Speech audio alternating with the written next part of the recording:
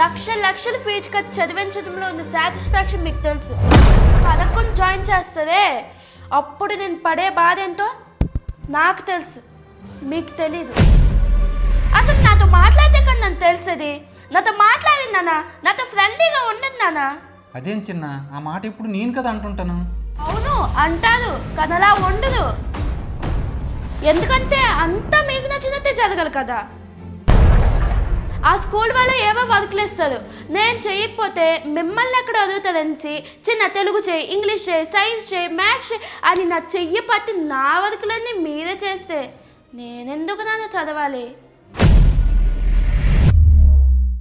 బయటికి వెళ్ళి ఫ్రెండ్స్తో ఆడుకోమని ½ an hour టైం ఇస్తారు. ఇలా ఆర్ట్ స్టార్ట్ చేసినప్పటికీ చిన్న వచ్చే అని పిలుస్తారు. ఇంకెప్పుడు నన్ను నేను ఆడుకునేది? వాళ్ళందరూ నన్ను చూసి నవ్వుతున్నాను నాన్న.